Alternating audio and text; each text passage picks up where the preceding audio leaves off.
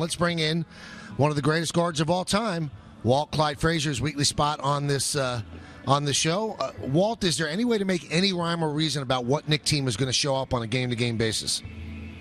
No, we just don't know. I'm sure Phil is baffled as well, Phil Jackson. He saw the best of the Knicks against Indiana, saw the worst of the Knicks in L.A. out there. And the last game, he saw another tremendous effort from the Knicks, but will they continue to play that way? But some things have happened, guys, why the team is thriving now. Defense. They're finally getting stops, and their defense is creating offense, especially in transition. So Hardaway has been the chief beneficiary, giving them some young legs, getting out. They're worse in the league in transition hoops. So Hardaway's been the guy getting out. Stupendous game by Shumpert the last game. His defense coming up with the steals really had the Knicks going. Stoudemire. Come on, vintage play by Stoudemire now. So he's been a much improved defense. So by improving his defense, now they can play he and Melo together, which they couldn't do before. So Stoudemire is also an interior threat now on the low post. And what about JR? So he's playing like he did last year when he's Sixth Man of the Year recipient. He's brought the three ball back. You talked about Felton. He's starting to push the ball in transition. That's why the Knicks are starting to get the threes, because all season they've been walking the ball up the court. So now Felton is the guy penetrating, creating.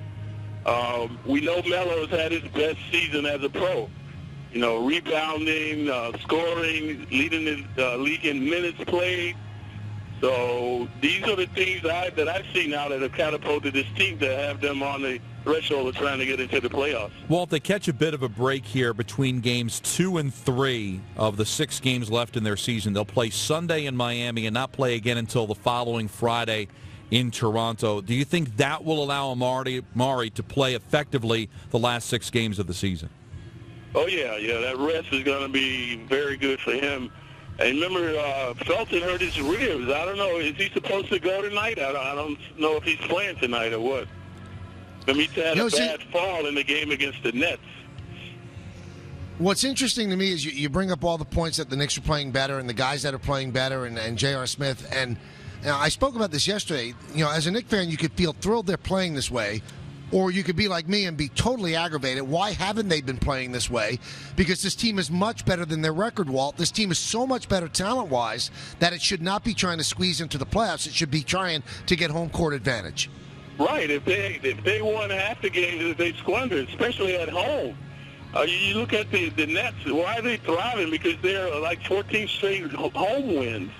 So the Knicks have been very mediocre at home, but they played actually better almost on the road than at home, which is very inexplicable when you have the world's most famous arena, the most provocative crowd, and they have not capitalized on that this season. Walt, did you have a problem with the fact that even though Sacramento, Phoenix, all pretty close to L.A., that Phil Jackson only attended the Laker game on that road trip? Well, he had planned to go back. It was just ironic that the Knicks would be in L.A. When he was there. So he had planned to go back. I think he said that at his press conference that he had some medical things to check up on, and that's why he was going back. And the Knicks just happened to be out on the West Coast. Well, the problem I have with it, Walt, is, I respect the guy so much. I thought it was such a great hire, and I don't expect for the next 5 years for him to be at every game. He'd be a coach if he could be at every game. But I just thought that the rest of the way, you get to know players if you're around them at the shoot-around, you're around them at the hotel. This guy's got decisions to make. I just thought that he should have been in every single game on the West Coast. Well, I'm sure he's going to get criticized for that. That's going to be one of the problems that his critics, I think, are going to amplify, that he's not around all the time. But the Knicks knew that when they hired him. I think he told them that he can't be around all the time, but he's going to work hard and diligently to try to turn the team around. And my argument is, Walt, I think he knows this team. I think he has studied this team. I think he's been around the block long enough to know where things are going. Do you think that there's a lot more you can see by being live at the game and going to the shoot-around? Yeah, you can get the personality of the players. Like, I can tell a lot during warm-up if a guy's selfish. say like if a guy's shooting the ball and someone else shot a ball that carried him by him, and he doesn't try to stop that ball and pass it back to the player, he just shoots his own ball. I think that's somewhat of a selfish player. So there are a lot of little nuances that I think Phil can pick up on about these players, their work habits, how they, remember he talked about the basic fundamentals, just footwork, stuff that guys learn in high school. So these are the things he's going to be looking at when he goes to the shoot-arounds or watching these guys during the games. All right, gut feeling, Walt. Do they make the playoffs or not? Well, I'm psyched, man. I can't wait to get to the games now. There's a lot of enthusiasm. So, it's still kind of mission impossible, but the Hawks are choking, so they're keeping us in it. So, obviously, I think a lot of people are going to focus on Miami. But whether they beat Miami or any other team, it still counts as one victory. So if they lose in Miami, I wouldn't put a lot of emphasis on that particular game if they win tonight. Obviously, they've got to take care of business tonight, the old proverbial one game at a time scenario, and that's where they are now. All right, so the bottom line, Walt, this is a huge weekend in sports. Yankees, Mets, the Final Four. Can you even get in to Clyde's Wine and Dine? Yeah, we got space. It's 10,000 square feet, a whole block.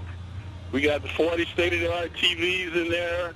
Obviously, we can get all the games. You can watch 3 different games on one TV. I went by there after the previous game. They were still in there. People were packed, man. They were enjoying it. So, obviously, I'm going by the game tonight after the game, hoping the Knicks can win. It's always good for business when the Knicks are winning.